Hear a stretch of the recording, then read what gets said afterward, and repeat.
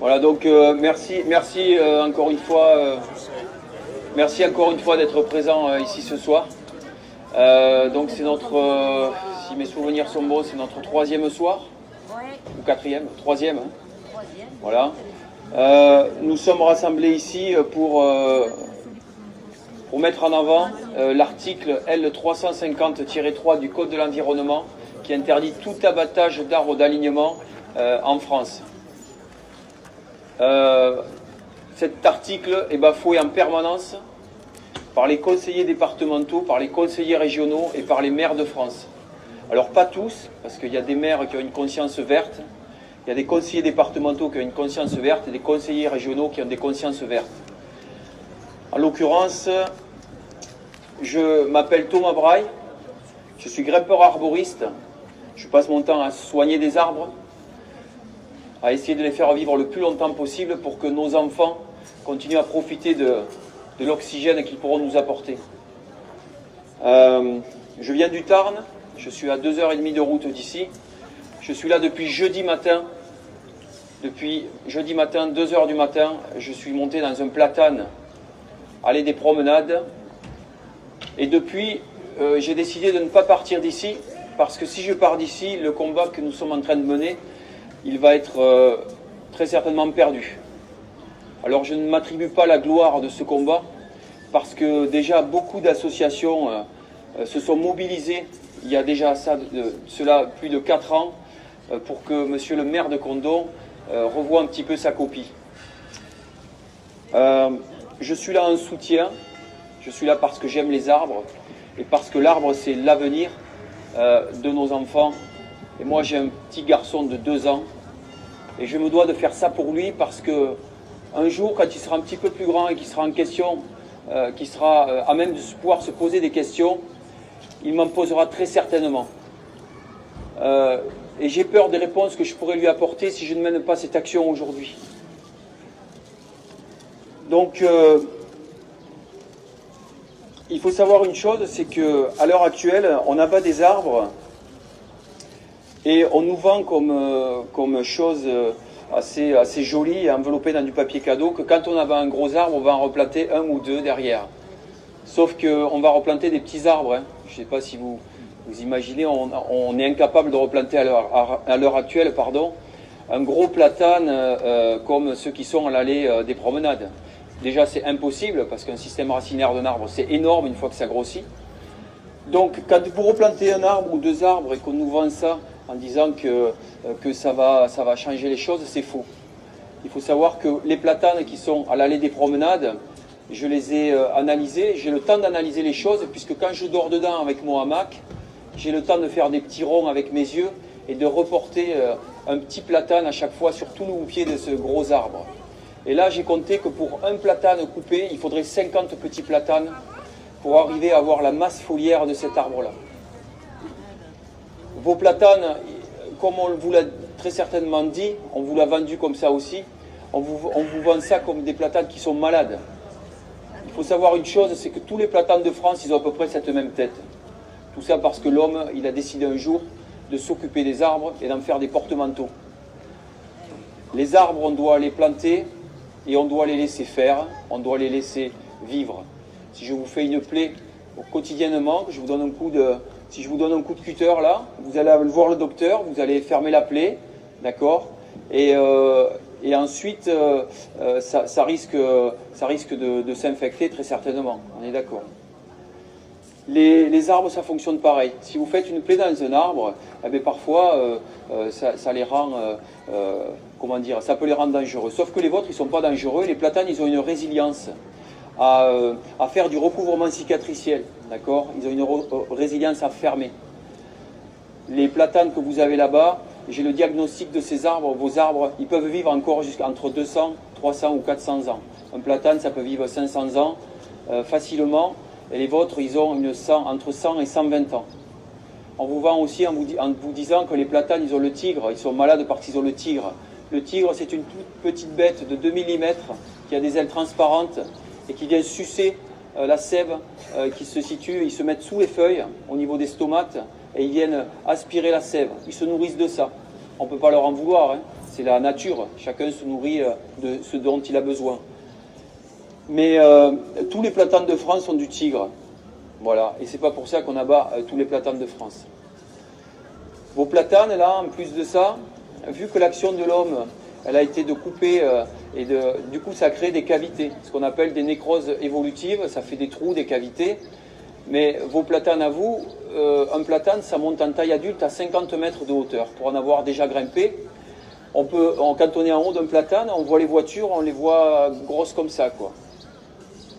Donc les vôtres, vu le volume de houppier qu'ils ont, le houppier, on appelle ça le feuillage, ils ont une circonférence entre 5 et 6 mètres, ce qui est dérisoire. Et en termes de solidité, ils sont tout à fait capables de continuer à vivre longtemps et ils ne sont aucunement dangereux. Ces cavités qui ont été créées du coup par l'homme, ces cavités, elles abritent une grande variété d'oiseaux parfois, et notamment de chiroptères, des chauves-souris, notamment les pipistrelles, les toutes petites chauves-souris qui font entre 5 et 6 cm. Vos platanes, je l'ai dit, je devais faire un diagnostic, je n'ai pas eu le temps parce que la journée elle a été chargée, et je vais vous relayer un petit peu tout ce qu'on a été capable de faire. Aujourd'hui, on est mobilisé à 200%, mais sachez que je ferai, avec une caméra, je ferai une étude de toutes ces cavités, et je vous mets ma main à couper que je vais trouver des chauves-souris. Les chauves-souris sont protégées. Donc en fait, on a l'article L350 pour nous, et on a les chauves-souris qui sont à l'intérieur. Les chauves-souris, elles vous font la lutte biologique le soir. Au lieu de vous gratter avec les moustiques, elles les mangent. Elles mangent aussi les papillons, de la pyrale du buis, de la processionnaire du pin aussi. D'accord ? Moi, j'aimerais vous rassurer sur une chose, c'est qu'aujourd'hui, on ne peut plus couper du végétal existant dans les villes, ça met trop de temps à pousser. Ces arbres, ils ont 120 ans, on ne peut pas se permettre d'abattre ces arbres-là. Comme je l'ai déjà expliqué, si on les abat, on va faire ensuite des fosses de 2 mètres par 2 de profondeur, on va mettre de la terre humique, de la bonne terre qu'on va aller chercher, on va planter un petit arbre là-dedans, mais ensuite quand son système racinaire va rentrer dans le tout venant ou dans ce qui va rester, en fait ça va être très très compliqué pour lui pour s'en sortir. Surtout que ces vieux arbres sont mycorhizés. Les mycorhizes, ce sont des champignons qu'ils ont autour de leurs racines. Les champignons vont chercher les acides aminés, les oligo-éléments et les minéraux, les donnent à l'arbre. En échange, l'arbre donne du sucre aux champignons. Un jeune arbre là-dedans, il aura du mal à être mycorhizé. Alors, je vais vous relater un petit peu ce qu'on a fait aujourd'hui, parce que ça, c'est ce qu'on s'est promis de faire chaque jour, un petit peu les actions qu'on mène. Alors, depuis ce matin, je vais essayer de ne pas m'oublier, parce qu'on fait tellement de choses que je vais essayer de tout remettre dans l'ordre chronologique. Donc ce matin, nous nous sommes réunis avec les deux associations, l'ASPAR, pilotée par Chantal Fauché, qui est une militante des arbres, qui en a sauvé beaucoup plus que moi dans sa vie, puisqu'elle est un peu plus âgée que moi. Et les Amis des Promenades, qui se battent depuis 4 ans pour que ces arbres vivent. Alors ensuite, je leur laisserai un petit peu la parole pour que chaque soir, ce ne soit pas que moi qui monopolise le débat. Mais sachez que ce matin, nous sommes allés donc hier chez la députée du Gers. J'ai mangé son nom, excusez-moi, je m'en excuse parce que c'est voilà, Gisèle, voilà, merci. Donc hier nous avons eu la chance d'avoir une audience avec elle. Donc à 14 h nous sommes allés la voir et nous avons échangé pendant 1 heure avec elle. Donc l'ASPAR a échangé, les Amis des Promenades ont échangé. Et moi-même, j'ai pu aussi échanger avec elle et lui expliquer pourquoi j'étais là. En même temps, les réseaux sociaux font un travail formidable, hein, puisque Facebook, au moins, parfois, on prend beaucoup de selfies et on a un petit peu un ego démesuré, mais parfois, pour des bonnes causes, ça sert à faire avancer les choses. Donc, l'entretien, en fait, il s'est conclu par le fait qu'elle va faire un communiqué de presse pour... je pense parler un petit peu qu'aujourd'hui, à l'heure actuelle, on a besoin de garder les arbres en ville. C'est une priorité absolue. Elle a été sensible au discours qu'on a tenu. Moi, je tiens à vous dire que, après, chacun ses divergences politiques. Moi, je suis apolitique. mais là je lui ai parlé en tant que personne apolitique et elle a su nous écouter. Et j'ai une entière confiance, je pense, en communiqué de presse qu'elle va nous sortir. Voilà. Sachez que... Voilà. Ah, elle a déjà sorti un texte sur les pages Facebook, donc vous voyez. Sachez qu'elle est élue du peuple, c'est une députée. Elle ne pourra pas remettre en question le projet de Monsieur le maire. C'est pas son rôle, elle ne peut rien là-dessus et je la comprends parfaitement. Les seules personnes qui peuvent remettre les choses en question, c'est la préfecture. Voilà.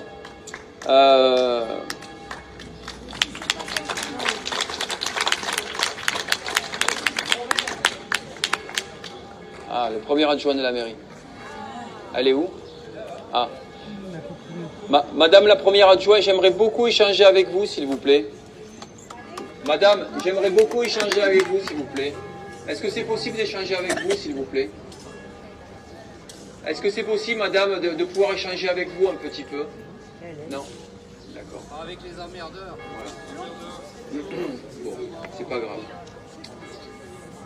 Alors, voilà, donc nous avons fait ça. À savoir que Bruno Solo, qui est un ami à moi, qui est un acteur français, s'investit de plus en plus dans cette cause depuis que j'ai monté le groupe national de surveillance des arbres. J'ai du mal à mettre en ligne un communiqué de presse qu'il a fait, un communiqué audio à BFM TV, mais dès que je peux, je le ferai. Je ne suis pas chez moi, je travaille que sur mon portable, c'est un peu compliqué parfois, mais sachez que je le ferai.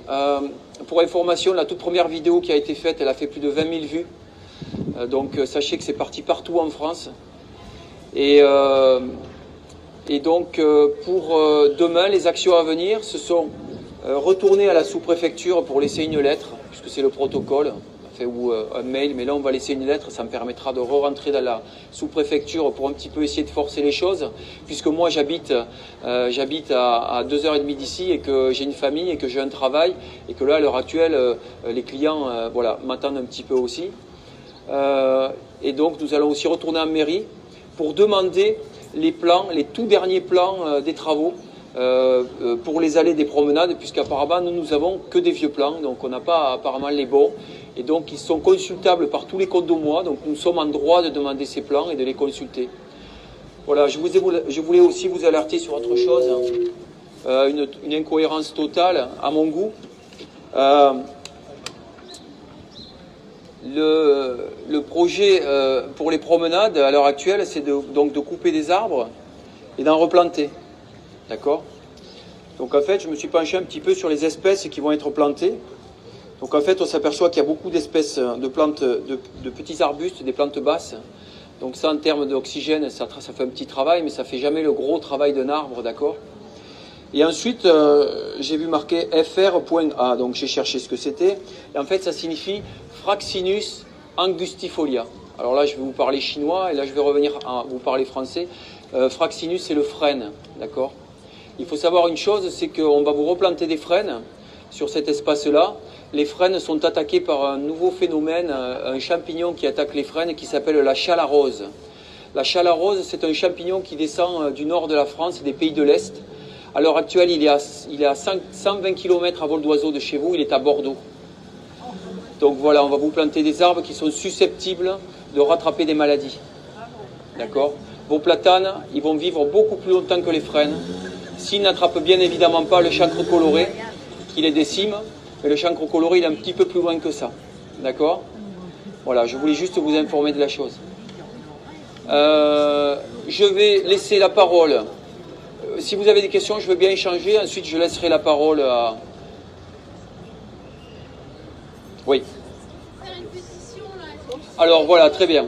Alors très bien, avant de terminer, il y a une pétition papier qui circule là, ici, un petit peu partout. Ils sont où les gens qui font signer la pétition, s'il vous plaît? Ils sont derrière, voilà, ils sont en train de tourner. Restez, signez la pétition. Pour information, on est à plus de 2000 et quelques personnes qui ont signé la pétition, entre la pétition papier et la pétition Internet. D'accord? Donc ça, c'est bien aussi. Juste pour information, nous, en tant que groupe national de surveillance des arbres, nous avons lancé une cagnotte Litchi pour que je puisse continuer mes actions un petit peu partout en France. Voilà. Voilà, tout à fait. C'est Internet, et sur Internet, c'est souvent, les platanes. C'est quoi le nom de la pétition sur Internet?